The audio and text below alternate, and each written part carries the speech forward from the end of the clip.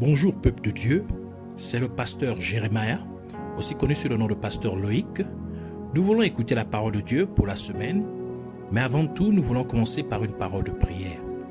Alors en signe de révérence à notre Père Céleste, à notre Dieu, baissons nos têtes et prions ensemble. Père éternel, Dieu tout-puissant, Dieu de gloire, Saint des saints, Yahweh, nous te rendons toute la gloire, l'honneur et la majesté, la louange et la magnificence. Nous te disons merci pour cette nouvelle opportunité de pouvoir nous retrouver dans ta présence. Merci pour tout ce que tu as prévu pour nous durant ces moments. Nous venons nous humilier au-devant de toi, implorant ta compassion, ton amour, ta bonté, ta miséricorde. Nous prions que tu nous pardonnes pour tout ce que nous avons pu faire, dit et penser qui ne t'a pas honoré et glorifié, et que tu nous sanctifies et purifies par l'eau de purification et par ton sang, que tu nous rendes agréables à tes yeux. Et nous venons nous lever contre tous ceux qui ne glorifient point ton nom, tous ceux qui se lèvent contre la connaissance de la vérité. Oui, car ta parole est la vérité. Nous les neutralisons, nous les chassons des gouffres de l'enfer au nom de Jésus-Christ. Et nous venons proclamer que Jésus-Christ est Seigneur à la gloire de Dieu le Père. Merci encore, Dieu Tout-Puissant, de nous amener dans la profondeur de la révélation de ta parole. Merci de nous enseigner encore, Seigneur, la vérité, ta vérité ultime. Nous prions, Seigneur, que tu disposes encore nos cœurs, afin que tu puisses graver, Seigneur, dans nos cœurs, comme tu as gravé dans les tablettes les 10 commandements, que tu puisses graver ta parole, tes instructions pour nous, pour ces derniers temps.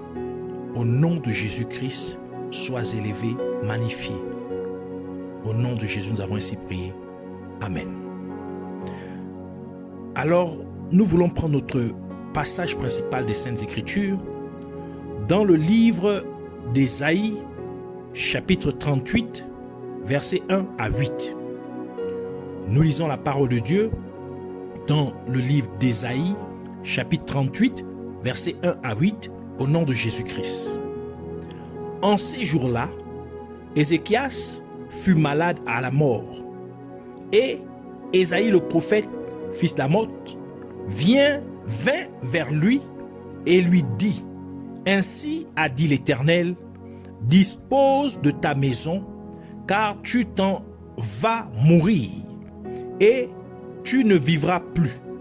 Alors Ézéchias tourna sa face contre la muraille et fit sa prière à l'Éternel et dit: Souviens-toi maintenant, je te prie, ô Éternel, comment j'ai marché devant toi en vérité et en intégrité de cœur, et comment j'ai fait ce qui t'était agréable. Et Ézéchias pleura abondamment. Or la parole de l'Éternel fut adressée à Ésaïe en disant: Va et dis à Ézéchias, ainsi a dit l'Éternel, le Dieu de David ton père. J'ai exaucé ta prière, j'ai vu tes larmes, voici, je m'en vais ajouter 15 années à tes jours, et je te délivrerai de la main du roi des Assyriens, toi et cette ville, et je garantirai cette ville, et ce signe t'est donné par l'Éternel, pour faire voir que l'Éternel accomplira cette parole qu'il a prononcée. Voici, je m'en vais faire retourner l'ombre des degrés par lesquels elle est descendue au cadran d'Akaz, de 10 degrés en arrière avec le soleil. Et le soleil retourna de 10 degrés par les degrés par lesquels il était descendu. Que le Seigneur bénisse sa parole, qu'elle vienne pleine de révélations, de gloire, de vie, de bénédiction et de lumière. Au nom de Jésus-Christ. Amen. Alors, pour cette semaine, le Seigneur voudrait nous entretenir sur le cadran solaire d'Akaz ou l'horloge d'Akaz. Alors, le titre de notre enseignement pour cette semaine est le cadran solaire d'Akaz ou l'horloge d'Akaz. Akaz était le père d'Ézéchias. Et Akaz devint roi de Juda à l'âge de 20 ans. Et à un moment donné, pendant son règne en tant que roi de Juda, le roi Akaz fit une alliance avec les Assyriens et il prit un cadran solaire ou encore une horloge chez les Assyriens. Et Akaz plaça ce cadran solaire ou horloge dans la cour royale à Jérusalem, d'où le nom de cadran solaire d'Akaz. 2 Rois chapitre 16 verset 7 à 10 qui dit: Akaz envoya des messagers à Tiglath-Pileser, roi d'Assyrie, pour lui dire: je suis ton serviteur et ton fils. Monte et délivre-moi de la main du roi de Syrie et de la main du roi d'Israël qui s'élève contre moi. Et Akaz prit l'argent et l'or qui se trouvaient dans la maison de l'Éternel et dans les trésors de la maison du roi. Et il l'envoya en prison au roi d'Assyrie. Le roi d'Assyrie l'écouta, il monta contre Damas, la prit, emmena les habitants en captivité à Kir et fit mourir Rétsine. Le roi Akaz se rendit à Damas au devant de Tiglath-Pileser, roi d'Assyrie. Et ayant vu l'autel qui était à Damas, le roi Akaz envoya au sacrificateur Uri le modèle et la forme exacte de cet autel. 2 Rois chapitre 16 verset 17 à 18 ajoute pour dire: et le roi Akaz brisa les panneaux des bases et en ôta les bassins qui étaient dessus. Il descendit la mer de dessus les bœufs des reins qui étaient sous elle. Et il la posa sur un pavé de pierre. Il changea dans la maison de l'Éternel, à cause du roi d'Assyrie, le portique du sabbat qu'on y avait bâti et l'entrée extérieure du roi. Le cadran solaire ou l'horloge d'Akaz avait un obélisque en forme de pilier de pierre qui était perpendiculaire à l'horloge. Ainsi, avec les rayons du soleil, l'obélisque donnerait une ombre en dessous qui serait utilisée pour indiquer le temps en fonction du nombre de degrés qu'il ferait. Car Dieu dit que le soleil et la lune et les étoiles seront utilisés pour déterminer le temps, tel que le livre de Genèse chapitre 1 verset 14 à 16 nous le dit. Dieu dit qu'il y ait des luminaires dans l'étendue du ciel pour séparer le jour d'avec la nuit, que ce soit des signes pour marquer les époques, les jours et les années, et qu'ils servent de luminaires dans l'étendue du ciel pour éclairer la terre. Et cela fut ainsi. Dieu fit les deux grands luminaires, le plus grand luminaire pour présider au jour et le plus petit luminaire pour présider à la nuit. Il fit aussi les étoiles. Plusieurs années plus tard, Ézéchias succéda à son père Akaz comme roi de Juda à la mort de son père, tel que le livre de 2 Chroniques chapitre 28 verset 27 nous le dit. Akaz se coucha avec ses pères et on l'enterra dans la ville de Jérusalem, car on ne le mit point dans les sépulcres des rois d'Israël. Et Ézéchias, son fils, régna à sa place. Et il vint un temps où le roi Ézéchias tomba gravement malade au point qu'il était sur le point de mourir. Et comme le roi Ézéchias priait Dieu en grandes larmes, Dieu dit au roi Ézéchias par le prophète Ésaïe: je te délivrerai de la main du roi d'Assyrie. Et Dieu donna un signe au roi Ézéchias en provoquant l'ombre que donnait le cadran solaire d'Akaz, c'est-à-dire l'horloge d'Akaz, en le reculant de 10 degrés.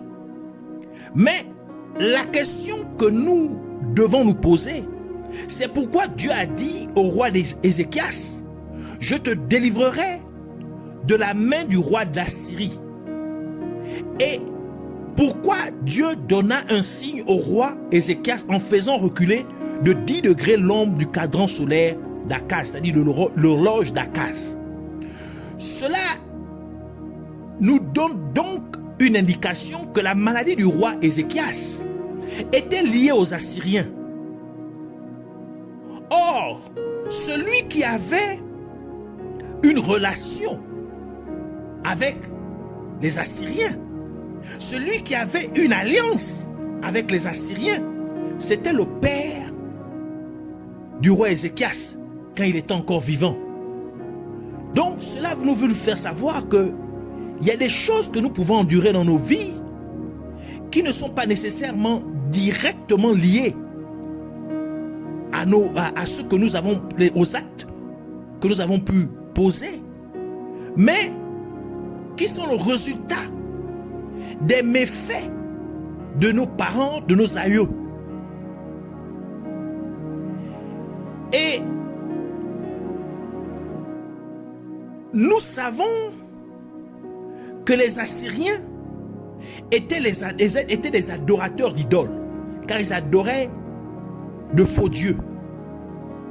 Et quand Akaz était encore vivant en tant que roi de Juda, il ferma les portes du temple de Dieu à Jérusalem, comme nous le dit la parole de Dieu dans 2 Chroniques chapitre 28 versets 21 à 25. Car Akaz dépouilla la maison de l'Éternel, la maison du roi et celle des chefs pour faire des présents au roi d'Assyrie, ce qui ne lui fut d'aucun secours pendant qu'il était dans la détresse. Il continuait à pécher contre l'Éternel, lui, le roi Akaz. Il sacrifia au dieu de Damas qui l'avait frappé et il dit: puisque les dieux des rois de Syrie leur viennent en aide, je leur sacrifierai pour qu'ils me secourent. Mais ils furent l'occasion de sa chute et de celle de tout Israël. Akaz rassembla les ustensiles de la maison de Dieu et il mit en pièces les ustensiles de la maison de Dieu. Il ferma les portes de la maison de l'Éternel. Il se fit des autels à tous les coins de Jérusalem. Et il établit des hauts lieux dans chacune des villes de Juda pour offrir des parfums à d'autres dieux. Il irrita ainsi l'Éternel, le Dieu de ses pères. La maison de Dieu à Jérusalem était la référence du lieu d'adoration du seul vrai Dieu Yahweh. Le je suis ce que je suis. Le Dieu qui sauve. Le Dieu qui délivre. Or, le roi Akaz ferma les portes du temple de Dieu. Ceci implique qu'il ferma officiellement les portes de toute la nation de Juda à Dieu. Le roi Akaz détourna formellement tout le peuple de Juda de Dieu pour adorer de faux dieux.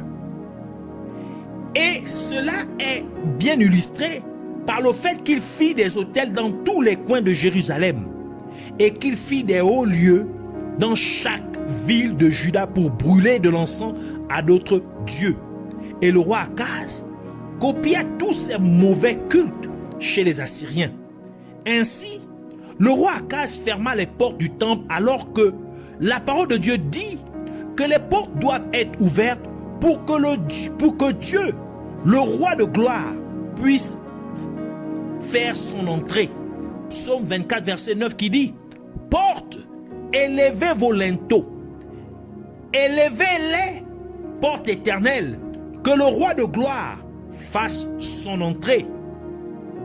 Les portes du temple de Jérusalem doivent rester ouvertes car le roi des rois doit entrer, parce que Jérusalem appartient à un royaume, car Jérusalem signifie ville de paix. Donc le roi de cette ville doit être le roi de paix.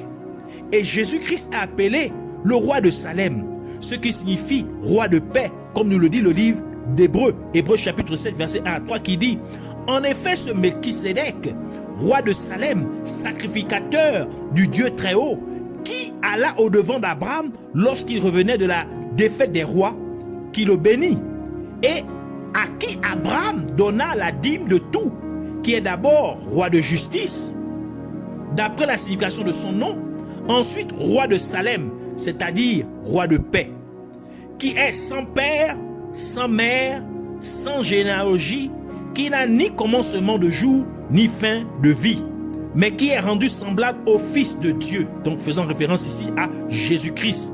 Il dit, ce Melchisédek demeure sacrificateur à perpétuité. Donc, c'est lui, notre souverain sacrificateur. Donc, Jésus-Christ, qui est Melchisédek, roi de Salem, c'est-à-dire roi de paix, notre souverain sacrificateur. Par conséquent, Jérusalem est la capitale du royaume de paix, voire le royaume de Dieu. Et c'est pourquoi la parole de Dieu dit dans Romains chapitre 14, verset 17, car le royaume de Dieu, ce n'est pas le manger et le boire, mais la justice, la paix et la joie par le Saint-Esprit. Donc c'est un royaume de paix. C'est pourquoi les portes du temple de Jérusalem doivent rester ouvertes, car le roi de gloire, le roi de Salem, c'est-à-dire le roi de paix, doit y entrer. Jésus-Christ doit entrer dans son temple.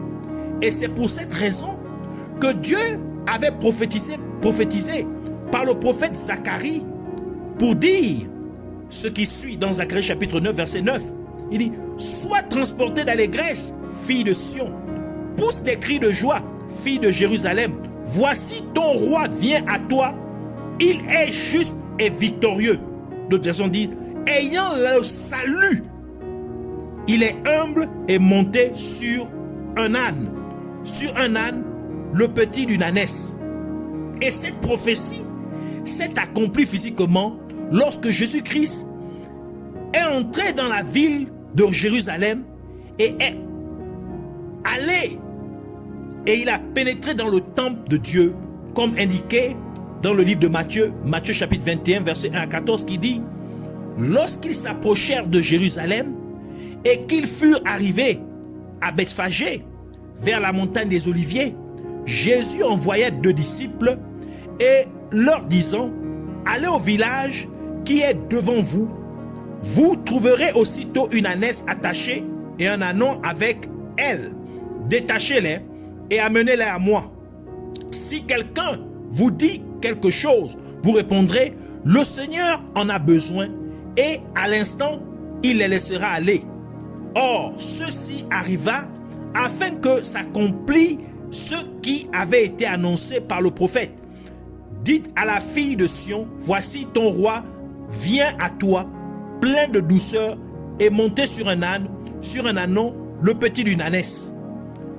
Les disciples allèrent et virent ce que Jésus leur avait ordonné, et firent ce que Jésus leur avait ordonné. Ils amenèrent l'ânesse et l'ânon, mirent sur eux leurs vêtements, et le firent asseoir dessus. La plupart des gens de la foule étendirent leurs vêtements sur le chemin. D'autres coupèrent des branches d'arbres et enjonchèrent la route. Ceux qui précédaient et ceux qui suivaient Jésus criaient, Hosanna au fils de David, béni soit celui qui vient au nom du Seigneur. Hosanna dans les lieux très hauts. Lorsqu'il entra dans Jérusalem, toute la ville fut émue et l'on disait, qui est celui-ci? La foule répondait, c'est Jésus, le prophète de Nazareth en Galilée. Jésus entra dans le temple de Dieu, il chassa tous ceux qui vendaient et qui achetaient dans le temple, il renversa les tables des changeurs et les sièges des vendeurs de pigeons, et il leur dit, il est écrit, ma maison sera appelée une maison de prière, mais vous en faites une caverne de voleurs. Des aveugles et des boiteux s'approchèrent de lui dans le temple et il les guérit. Et c'est la raison pour laquelle Dieu a dû déplacer le cadran solaire d'Akaz de 10 degrés en arrière. Cela pour prophétiser que le temps devait être inversée au point où les portes du temple de Dieu à Jérusalem étaient ouvertes pour que le roi de gloire, le roi de Salem, c'est-à-dire le roi de paix, en d'autres termes Jésus-Christ, puisse y entrer. Car si les portes du temple de Dieu sont fermées, Jésus-Christ ne peut y entrer. Et si Jésus-Christ ne peut y entrer, alors il ne peut avoir de guérison, il n'y a pas de délivrance, il n'y a pas de salut. Et la parole de Dieu dit que vous, en tant que croyants en Jésus-Christ, vous êtes le temple de Dieu. 1 Corinthiens chapitre 3 verset 16 qui dit: ne savez-vous pas que vous êtes le temple de Dieu et que l'Esprit de Dieu habite en vous? Et aussi, en tant que rassemblement de croyants en Jésus-Christ, donc chrétiens, c'est-à-dire l'Église, nous formons aussi le temple de Dieu, car Jésus-Christ a dit dans Matthieu chapitre 18 verset 20, car là où 2 ou 3 sont assemblés en son nom, je suis. Il dit, car là où 2 ou 3 sont assemblés en mon nom, je suis au milieu d'eux. Par conséquent, Jésus-Christ veut entrer dans son temple. C'est pourquoi il a ajouté dans Apocalypse chapitre 3 verset 20, voici je me tiens à la porte, je frappe. Si quelqu'un entend ma voix et ouvre la porte, j'entrerai chez lui, je souperai avec lui et lui avec moi.